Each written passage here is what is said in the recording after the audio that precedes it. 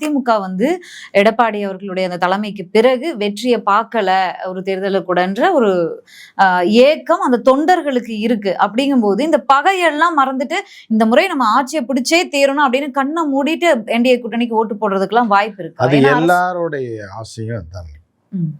எல்லா ஒரு மனிதர்கள் பிறந்துட்டாங்கன்னா ஒரு குடும்பம் இருந்துச்சுனால நம்ம குடும்பம் நல்லா இருக்கணும், பிள்ளைங்க நல்லா படிக்கணும், புருஷன் நல்லா சம்பாதிக்கணும், பொண்டாட்டி நல்லா சம்பாதிக்கணும், இப்படிதான் நினைப்பாங்க.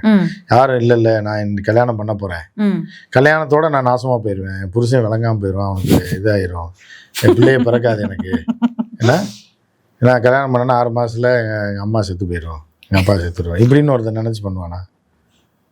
சாதாரணமாக ஆசீர்வாதம் பண்ணுறவங்க கூட மனசுக்குள்ளே நினைப்பாங்க பெரிய மனுஷங்க, இந்த பிள்ளையெல்லாம் என் பிள்ளை கல்யாணம் ஆகலை, இதுக்கெல்லாம் கல்யாணம் ஆகி சனியை என்னமோ நாசமாக போட்டு சொல்லு, எல்லாரும்மா ஆமா அப்படின்னு ஆசீர்வாதம் பண்ணுறோன்னு இருப்பான். புரிஞ்சா நடக்கும், இப்படிதான் நடக்கும். நம்ம மகளுக்கு இப்படி ஒரு மாப்பிள்ளை கிடைக்கலன்னு, நம்ம மகனுக்கு இப்படி ஒரு பொண்ணு கிடைக்கலன்னு பார்த்து சரி நல்லா இருப்பா அப்படின்னு ஆசீர்வாதம். இதெல்லாம் எல்லாருக்கும் நடக்கிறது தான். அந்த மாதிரி தான் இது. எடப்பாடியார் ஆட்சி பிடிக்கிறாரு அப்படின்றது இதுதான். புரியுதா? பிடிப்பாருன்னு எடுத்துக்கணுமா?